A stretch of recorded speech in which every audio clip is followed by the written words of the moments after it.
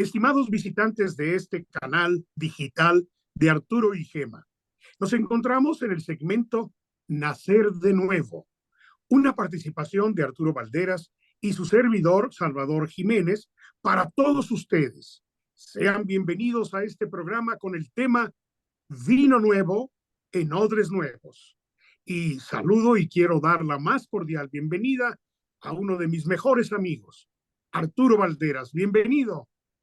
Muchísimas gracias, Salvador, queridísimo amigo. Igual, encantado de estar en este programa de nuevo juntos para poder compartir, como dices bien, con toda la audiencia, este tema fundamental para nuestro propio crecimiento integral, diría yo.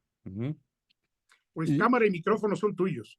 bueno, pues ya lo dijiste bien, el tema vino nuevo en odres nuevos. Este tema, esta frase está en el Evangelio según San Marcos y en el capítulo 2, en el versículo 22, iniciando prácticamente el Evangelio. Eh, y lo señalo porque el Evangelio según San Marcos es literalmente la predicación de San Pedro. Cuando San Pedro se va a vivir a Roma y empieza a predicar el Evangelio, como él era, pues, pescador, había sido pescador sencillo, pues hablaba solamente arameo y en Roma se hablaba en griego. Entonces él no, parece ser no hablaba el griego, predica en griego y tiene un traductor que es Marcos precisamente, su secretario, el que después era San Marcos. Y cuando muere San Pedro, bueno, ya le piden a Marcos, la comunidad cristiana, que escriba, porque ya murió San Pedro, la enseñanza, la evangelización que daba San Pedro. Y entonces la pone por escrito y pone escribe lo que conocemos como el Evangelio según San Marcos. Y escuchar a San Marcos, leer a San Marcos es escuchar a San Pedro. Y los primeros relatos son claves en el Evangelio de San Marcos. Y ese es uno de ellos.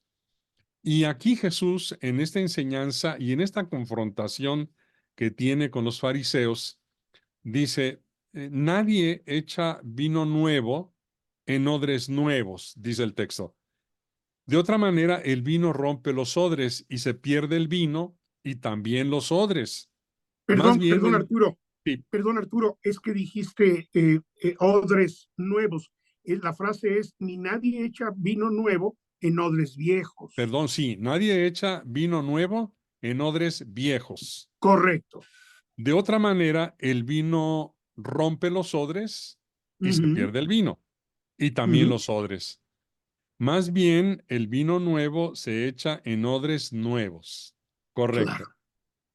¿Por qué? Bueno, hay que recordar, Jesús tiene un modo muy particular de enseñar y de presentar el reino de Dios, los valores y lo que hay que hacer para entrar en este reino. Ujú, Mucho de la predicación está en ese sentido. Pero para hacerlo, como nosotros no tenemos un acceso directo al mundo del espíritu, es decir, decimos, por ejemplo, un ángel es espíritu puro, pues no lo tenemos que imaginar porque nunca lo hemos visto. Entonces ujú, tenemos que, por eso lo representamos a los ángeles, les ponemos un cuerpo, aunque sabemos que no tiene cuerpo, y les ponemos alas, aunque sabemos que no tienen alas, pero es una correcto. representación que nos introduce simbólicamente precisamente en el mundo espiritual. Y Jesús utiliza muchísimo las comparaciones. ¿Para qué? Para que de lo conocido material, de lo que los sentidos tienen acceso, podamos entender el mensaje espiritual. Y este es el caso. Dice, nadie echa vino nuevo, efectivamente vino nuevo, en odres viejos. ¿Qué Claro. es el odre? Y para entender el significado espiritual, pues tenemos que entender el significado literal. Jesús está Ujú, apelando a lo que es una experiencia vital de su audiencia en ese momento, siglo primero. Y habla de odres. Eh, Hay otros textos que traducen vasijas, Pero en el español castizo, la traducción directa, exacta, es odres. ¿Por qué? Porque el odre es un artículo específico y es un contenedor de líquidos hecho de piel, de cuero o de la piel principalmente de cabra. En la antigüedad no había materiales sintéticos, ni mucho menos, entonces se tenían que guardar alimentos, por ejemplo, líquidos, eh, para que se mantuvieran sin que se descompusieran, sin que se echaran a perder. Y desde hace muchísimos siglos se empleó precisamente la piel para envasar o guardar, en este caso, líquidos, alimentos líquidos. Y el material, decía, es pues la piel. Básicamente, la más adecuada parece ser era la piel de el cabrito, ¿no? O también la piel de la oveja. Eventualmente podría ser una piel de un animal mayor, la vaca, por ejemplo, pero había pocas vacas. Hay que recordar que en ese territorio de Israel es semidesértico, la mayor parte. Entonces el ganado mayor no se da, sino el ganado menor. Entonces las cabras eran de lo más común y las ovejas. Entonces el más adecuado por la porosidad de la piel, por cierta elasticidad, etcétera. Lo primero que se hacía era, pues, quitársela ya al animal muerto, la piel, se curtía con hierbas, etcétera, se sellaba también, se cocía y se le dejaba una abertura para llenarlo y una salida para servir. Ese era el odre. ¿Y qué se guardaba allí? Pues guardaban, bueno, el texto dice vino, ¿no? Pero podían guardar también leche, podían guardar aceite, que son alimentos básicos en aquella región, sobre todo en tiempo de Jesús. Entonces, el vino, específicamente de que habla Jesús, eh, se desarrolla a partir de la uva, del jugo de la uva. Entonces se exprimía el jugo de la uva, se producía el llamado mosto, pero ese jugo de uva es un elemento, un jugo vivo, o sea, no está muerto y va a evolucionar. Nosotros sabemos, por ejemplo, que hay un fenómeno que se llama fermentación. La fermentación potencia la calidad de los alimentos. Por ejemplo, el pan original, que es el pan de levadura natural o de masa madre, es de fermentación natural. Ya actualmente hay levaduras químicas, etcétera, pero la original es natural a través de las bacterias del medio ambiente. Ahí están las bacterias y ¡pum!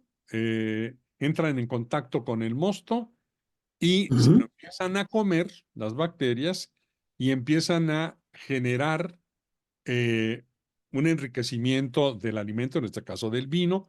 Por eso el vino va madurando, se va convirtiendo de vino nuevo, recién exprimido, a vino añejo o vino viejo. El vino viejo es el que ya se añejó por este proceso de fermentación, pero en el proceso de fermentación se produce gas. Entonces, pongo el ejemplo del pan. Por eso precisamente cuando se pone la harina, la masa, y se le pone la levadura, crece tal cual la masa del pan, y así se mete al horno, y cuando sale cocido, lo partimos, y cuando lo partimos vemos que tiene muchos hoyitos. Esos hoyitos son los dejados por ese gas, resultado de la fermentación. En el caso del líquido, pues no produce esos huecos, sino lo expulsa hacia afuera, el gas. Entonces, cuando Jesús dice, no ponemos, nadie pone el vino nuevo en los odres viejos. ¿Por qué? Porque el odre viejo está debilitado, ya puede estar mucho más poroso, etcétera. Entonces se mete el vino nuevo, empieza a fermentarse, empieza a generar todo este gas que presiona sobre las paredes del odre y lo va a reventar. Dice, porque el vino rompe los odres. Pues sí, los odres viejos, los que ya están desgastados, debilitados, adelgazados por el uso del tiempo, etcétera. Dice, entonces, Claro. está la presión de ese gas que va a terminar reventando el odre y se va a romper y echar a perder el odre, pero también el vino se va a tirar y se va a perder. Ujú. Pérdida total, prácticamente Sí, pérdida total. Se pierde el vino, sí. se pierde el odre. Entonces dice, usen odres nuevos. ¿Por qué? Porque el odre nuevo tiene toda su pared íntegra, tiene las costuras perfectamente selladas y fuertes. Entonces, cuando el vino empiece a fermentar dentro, no lo va a reventar. Es decir, el odre, el pellejo, porque en otras traducciones dicen los pellejos en lugar de odre, y sí utiliza también esa frase. El pellejo es el odre o la vasija. Ujú. Lo va a aguantar y el vino va a mejorar. Entonces, eso es lo que Jesús dice. ¿Qué quiere decir? Bueno, nosotros sabemos que desde el Antiguo Testamento ya se anunciaba la enorme alegría del Nuevo Testamento, la venida del Mesías Redentor que nos iba a salvar y dar una vida nueva en plenitud, la felicidad completa al restablecer la relación filial con el Padre que se había roto por el pecado original. Por el Ujú. pecado original, el ser humano quedó privado de la gracia de Dios y de la filiación divina y sometido a la ley del pecado, del sufrimiento, del dolor y de la muerte. Pero cuando se anuncia que vendrá el Mesías y traerá eh, el reino de Dios para que volvamos nosotros a tener la posibilidad de regresar a ese vínculo filial con el Padre y a disfrutar de la vida feliz del Padre, Ujú. ese momento el Antiguo Testamento lo simboliza con el vino. Dice, va a haber abundancia de vino, porque el significado del vino, y estamos hablando del vino de mesa, del que es el vino de uva, no el Ujú. licor. El licor está muerto por la destilación en el proceso de fabricación. El vino no, el vino sigue vivo y por eso es nutritivo y da vida. Entonces, eh, y como da alegría cuando tenemos un consumo moderado, por ejemplo, de vino de uva, eh, relaja, de alguna manera se asocia con la felicidad, se pensaba, y así se anunciaba, que cuando llegara el Mesías habría una gran abundancia de vino, lo cual simboliza una gran abundancia de felicidad, de alegría, paz, felicidad tremenda. Por eso nada más, sí, Salvador. Bueno, y ahí tenemos el primer milagro que hizo Jesucristo en vida, en las bodas de Canaán, ¿no? Efectivamente, efectivamente. Él sabía que esto era parte de su venida, de que Sí, tuviéramos esa dicha, esa felicidad, disfrutando de un buen vino. claro, y ahí podríamos hacer el enlace, aunque luego tal vez convenga verlo con más detalle, pero el texto dice que se llenaron el de Juan, el de San Juan, Ujú. 6 tinajas de 100 litros, 600 litros. Y cuando lo prueba el director de la ceremonia, el vino que había sido agua antes y Jesús la convierte en vino y son 600 litros de vino, le dice sorprendido, oye, este vino está buenísimo. Es decir, es el vino viejo, el vino añejado, el vino que ya resistió el paso del tiempo y ha mejorado y está delicioso. Dice, todo mundo eh, primero sirve el vino malito, ¿no? Y ya que están, perdón, primero sirven el vino bueno Ujú. para que estén encantados. Pero ya que están medio mareados, Pues ya entonces que, ya les damos lo que sea, porque ya les claro. va a dar exactamente igual el vino malo. Dice, tú has guardado el mejor vino para el final. El Ujú. final representa el final de los tiempos, que es en donde estamos. El fin de los tiempos o los últimos tiempos van desde la ascensión del Señor Jesús al cielo hasta que venga. Todavía no ha venido, de manera que ahí estamos en ese tiempo, en los tiempos mesiánicos.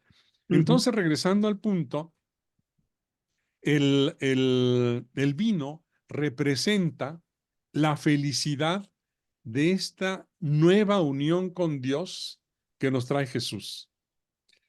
Y dice, y aquí viene entonces el sentido del texto. ¿Por qué pone Jesús la comparación? Dice, necesitamos el vino nuevo. El vino nuevo va a representar, y también lo sabemos, el vino representa, por ejemplo, la sangre de Jesús. Jesús, en la última cena, lo que consagra es vino y transforma el vino en su sangre. Y para el judío, en la sangre está la vida de la persona. Entonces, cuando nos da el vino convertido en su sangre, nos da su vida para que su propia vida nosotros la podamos vivir. Nada más que nosotros tenemos espíritu y carne. La ujú, carne en nuestra humanidad, diríamos que la carne es el odre, ¿no? Es la parte ujú. humana. El odre o el pellejo, pues eh, vamos a decir mejor el odre, ¿verdad? El odre. Entonces, eso, el odre. Entonces, em, Jesús cuando llega nos va a comunicar su vida y su mensaje. Por ejemplo, el mandamiento nuevo, el mandamiento del amor. Ujú. Ustedes ámense, esto es lo que les mando, como yo les amé. ¿Y cómo les amé? Hasta el extremo. Y los voy a amar hasta dar mi vida por ustedes. Ese es el mandamiento. Solamente quien tiene vida y vida plena puede vivir este mandamiento. Es decir, el que como el vino a que hacíamos referencia de las bodas de Caná, ya ha resistido el paso del tiempo, ha ido madurando, ha ido envejeciendo. De hecho, a los que ya habían crecido en la fe en el siglo primero, segundo, se llamaban los ancianos, aunque estuvieran jóvenes. De ahí viene la palabra presbítero. Presbítero significa anciano. ¿Anciano en qué? Alguien que ha madurado en la fe. No importa si tiene 30 años o si tiene 60, porque hay quien tiene 60 y no ha madurado en la fe ni en su humanidad. Y hay quien tiene 30 y ya tienen un alto grado de madurez.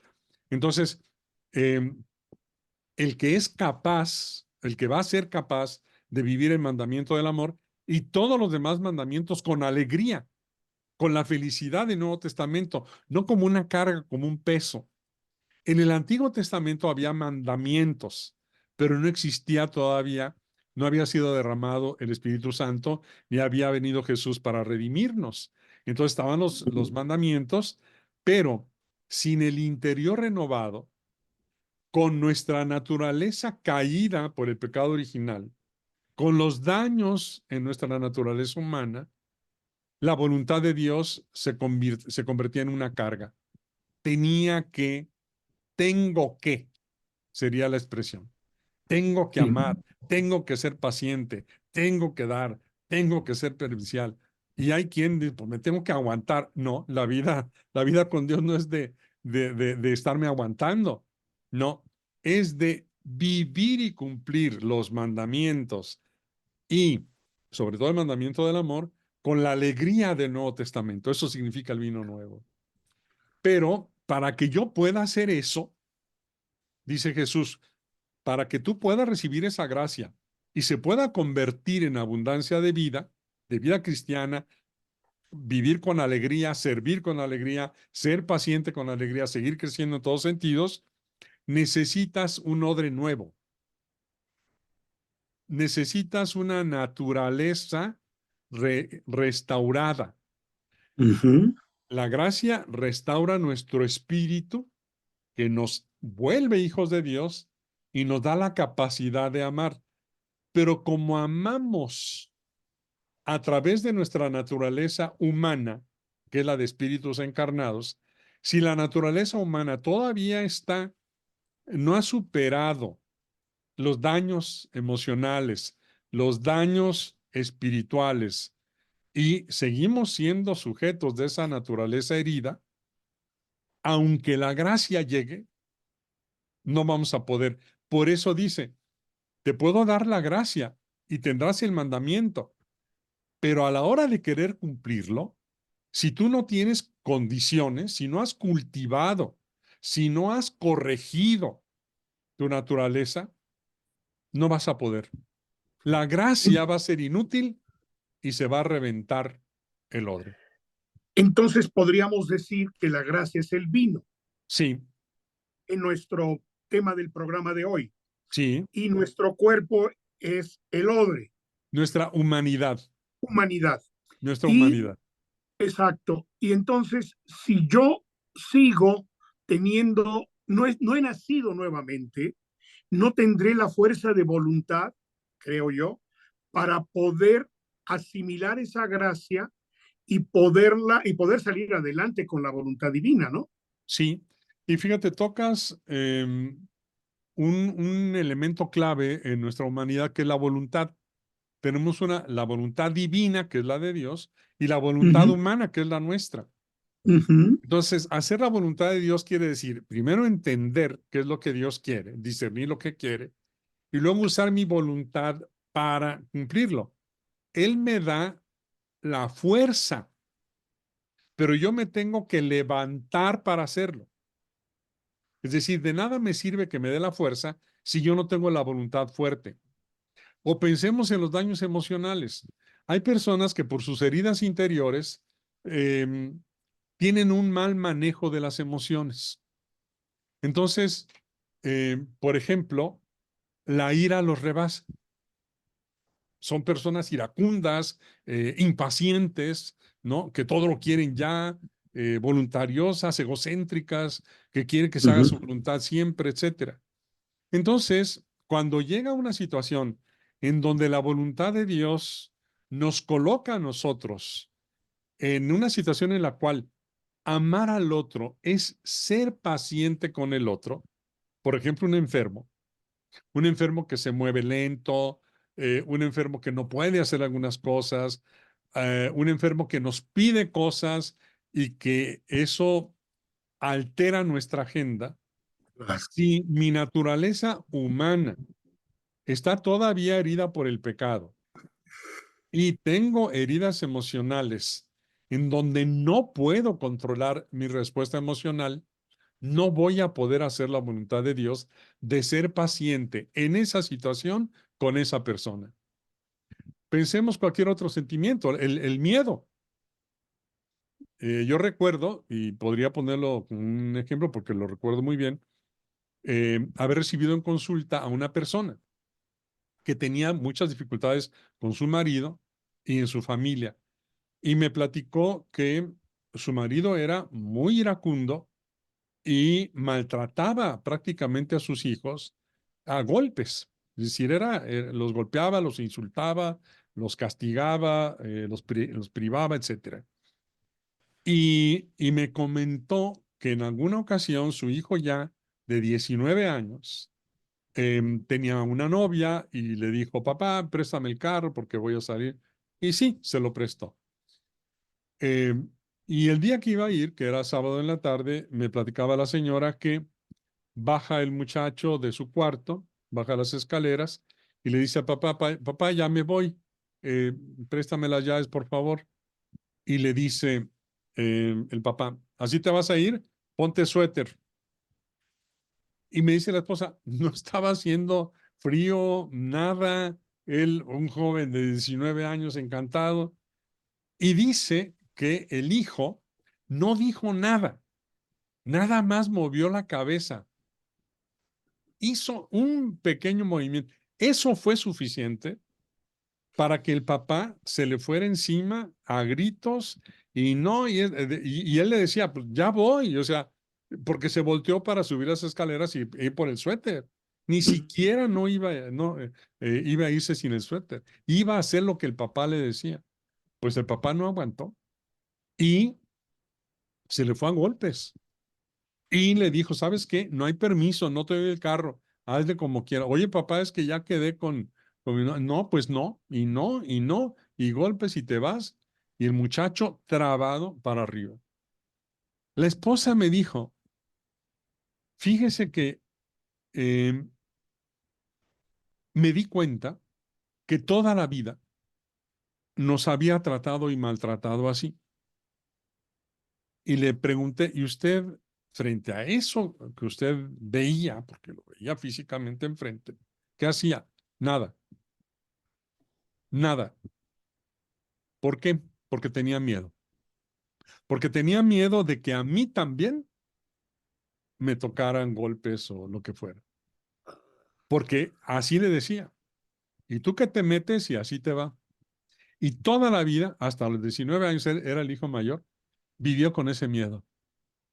Y llorando me decía, me doy cuenta de que hace muchos años tendría que haberme metido en medio para impedir ese abuso, abuso tremendo porque es desde que estaban chiquitos. El miedo exacerbado impide hacer el bien. Impide hacer el bien. Entonces, eh, la falta de valor para intervenir, para poner un límite, etcétera, no va a permitir que se avance para impedir el mal y hacer el bien. Porque la única que podía proteger a los niños chiquitos era ella. De Y un, volviendo al ejemplo, y volviendo a lo que tú comentabas, esa señora o esa paciente que tuviste, su odre estaba roto por el estaba miedo. roto. Y el del marido también. Sí, Entonces, mucho más. si el marido quería vivir el amor cristiano bajo esa condición emocional, eh, revienta y ni puede cumplir la voluntad de Dios, ni la gracia se aprovecha. Se tira Oye, por el oye piso. Arturo, eh, ahorita se me viene a la mente estos jóvenes que de repente caen en adicciones, cualquiera Sí. que sea. Es lo mismo, por sus situaciones de problemas emocionales que ellos no han podido trabajar en ello, son odres viejos, digo, no han podido nacer de nuevo y por lo tanto, aunque le pidan la mamá o él mismo, el mismo joven, le pida a Dios que le ayude a cambiar su situación de adicciones, pues no va a poder. No, no. Vamos a decir que el odre, que sería la naturaleza humana, a la cual va a llegar la gracia, está dañado. Mm, Es como un odre que las costuras no están bien pegadas, no tiene integridad. sí es. Integridad. Y en esa falta de integridad o de integración, le llamamos también, Ujú. integración adecuada de la personalidad, de las emociones, etcétera, quedan muchas áreas debilitadas. Por ejemplo, en este caso, y para cerrar el ejemplo, lo que está muy debilitado es la voluntad. Cuando hay mucho miedo, aunque quiera impedir la señora ese maltrato, la voluntad no le responde, aunque vea, es decir, aunque intelectualmente sepa lo que tiene que hacer, no puede, porque el miedo exacerbado, fuera de control, dañado, representa un freno para la voluntad. Por eso, la otra facultad humana, cuando hay estas heridas sin sanar, es la voluntad. Es lo que decía San Pablo. Mi comportamiento no lo entiendo. Quiero hacer el bien y termino haciendo el mal. Lo dice San Pablo, literalmente. Entonces, bueno, hay una tarea enorme, enorme, porque cada uno de nosotros tenemos que estar, Jesús dice, estén vigilantes, porque no saben el día y la hora a la que va a llegar el Señor. ¿Y eso qué quiere decir en la vida práctica? El Señor llega todo el tiempo, todo el tiempo. Con una persona necia, con una persona enferma, con una persona difícil, eh, con una situación imprevista, etcétera. Hay muchos acontecimientos en los cuales vamos a enfrentar un reto para vivir el amor y las virtudes cristianas y los frutos del Espíritu. El amor, la alegría, la paz, la bondad, la generosidad, la mansedumbre, el dominio de nosotros mismos en cada situación. Y esas situaciones se van presentando a lo largo del día. Es como si el Señor llegara y se nos presentara. Ponía el ejemplo de una persona enferma, ¿no? Eh, Cuando Madre Teresa de Calcuta le decían, oiga, ¿usted cómo puede acercarse a esos moribundos y con llagas y todo aquello? Pues no. Alguien le dijo, oiga, yo ni por $1,000,000 haría eso. Y dice la Madre Teresa, yo tampoco. Por $1,000,000 yo tampoco. Yo lo hago porque estoy amando a Jesús que se me está haciendo presente aquí en la persona de este enfermo. Hermoso.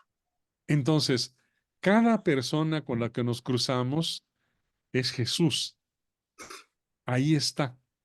Y nos va a representar una petición. Nos va a pedir que ahí, en esa persona, ejerzamos el amor, que es la prudencia, la paciencia, la fortaleza, la firmeza, la compasión, la comprensión, la tolerancia, la ayuda, etcétera. En ese momento yo tengo que tener condiciones internas para hacerlo. Si no he trabajado en mí para abrirme a la gracia, y para eso están los sacramentos, la oración, las prácticas de piedad, me vinculo con Dios para que me dé la gracia que yo no puedo producir, la gracia que me salva, y haga a mi humanidad capaz de vivir el mandamiento del amor. Pero mi naturaleza humana la tengo que haber acomodado, desarrollado, sanado y crecido para que sí pueda aprovechar esa gracia. Y esto ya está dicho desde antes. Son las llamadas virtudes cardinales, que entiendo que Santo Tomás las pone como base de las virtudes teologales. Y si no tenemos las virtudes cardinales que son humanas, no vamos a poder vivir las virtudes teologales. Entonces, pues el vino nuevo a odres nuevos. La gracia siempre está llegando, entonces siempre es importante cada día estar trabajando para restaurar nuestra naturaleza humana que está y ha sido herida y dañada por el pecado. Es estar muy atentos porque necesitamos esta fuerza de Dios permanentemente para no ceder a la concupiscencia, la tendencia al mal, eh, la falta de voluntad, la falta del entendimiento, y permitamos que podamos permitir que la gracia sea eficaz, que no reventemos nosotros y no se tire al piso la gracia de Dios. Pero tenemos entonces mucha tarea, Arturo, porque en este segmento de Nacer de Nuevo, dentro de lo que viene siendo este canal digital de Arturo y Gema, considero que tenemos mucha tarea porque nos vas a tener que platicar sobre qué podemos hacer para trabajar los miedos, qué Sí, podemos hacer para trabajar en la cuestión emocional, sí, porque traemos, digo, yo ya tomé este taller pues me dejó tarea y todavía sigo trabajando en esa tarea de la sanación del niño interior que ustedes imparten todavía. Y, y yo considero, Arturo, que estos programas nos van a ayudar muchísimo a poder estabilizar, diría yo, esas emociones que no sabemos manejar. sí. Sí, fíjate que podemos empezar porque los procesos de cambio tienen siempre un primer paso, de no darnos cuenta a darnos cuenta. Eso es todo. De no darme cuenta, por ejemplo, que necesito ayuda, a darme cuenta que necesito ayuda. Uh -huh. A no darme cuenta de que soy, por ejemplo, impaciente, irascible, a darme cuenta de que soy impaciente. O a no darme cuenta de que soy intolerante, a darme cuenta de que sí lo soy. Entonces necesito, es decir, el primer paso sería, pues fíjate que los antiguos maestros de vida espiritual ya lo decían con mucha claridad, el examen de conciencia. Y es el examen de conciencia no del prójimo, es el examen de mi conciencia, es decir, ¿qué hice yo? Y lo primero que tenemos que hacer, si queremos dar un paso en firme adelante, es ¿cuál es mi respuesta emocional frente a este acontecimiento? Y yo puedo recorrer, por ejemplo, el día de ayer, paso por paso, desde que me levanté hasta que me acosté, en los acontecimientos importantes y ser consciente, darme cuenta frente a mi esposa, frente a mis hijos, frente a la gente con la que trabajo, en el tráfico, X, Y, Z, cómo reacción, qué impulsos son los primeros que salen de mí, porque lo más importante no es lo que ocurre afuera, sino mi respuesta frente a lo que ocurre afuera. Eso es lo que hay que evaluar y es ahí en donde podemos empezar a ver si nuestro odre tiene eh, fisuras, fugas, debilidades, partes demasiado delgaditas.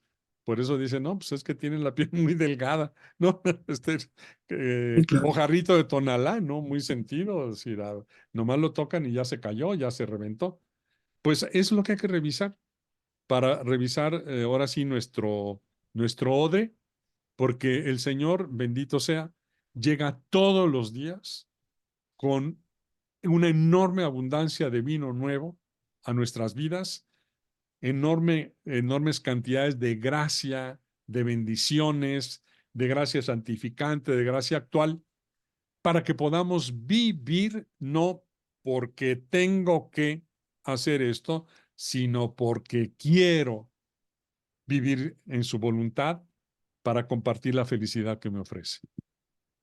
Pues, estimado Arturo, estimados visitantes de este canal digital de Arturo y Gema, pues hemos llegado al final de este primer programa y espero que sean muchos más.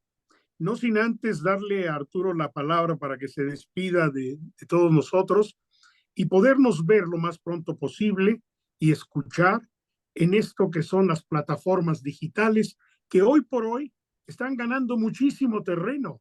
Y ojalá algún día podamos tener a un joven en este programa para que platiquemos también con él y él nos dé la luz para poder platicar con los jóvenes, Claro, ya que nosotros, bueno, pues de alguna manera hemos recorrido un camino y tú que eres todo un experto en esto de la sanación del niño interior como terapeuta y Gema, pues yo te agradezco mucho que me hayas invitado a que conduzca este segmento de Nacer de Nuevo. De hecho, me has dejado a mí ya con la inquietud de nacer de nuevo. excelente, ¿no? Pues te agradezco muchísimo la invitación. Eh, Igual, como dijiste al principio, eres eh, de mis mejores amigos. Te agradezco muchísimo el haber aceptado y habernos puesto de acuerdo para empezar a trabajar juntos. Y sí, decirle a nuestro auditorio que todos estamos en la misma condición, chicos, medianos, grandes, ancianos, todos participamos de una misma naturaleza humana y todos necesitamos hacer un esfuerzo, trabajar para hacer este proceso. Afortunadamente, como también Jesús dice, a cada día le corresponde su propio afán. Es decir, cada día tiene la dosis exacta de situaciones que debemos enfrentar para poder vivir, crecer, sanar y desarrollarnos plenamente. Pues estimado auditorio, cuídense mucho. ¿Y qué quieren que les diga? Pues que Dios los bendiga. Hasta la próxima y pónganle ahí al like, al suscribirse a este canal digital de Gema, de Arturo y Gema, y la flechita y la campanita para que ustedes puedan seguir en estos programas que les avisaremos cada vez que los tengamos. Adiós, Arturo. Hasta luego. Adiós. Nos vemos.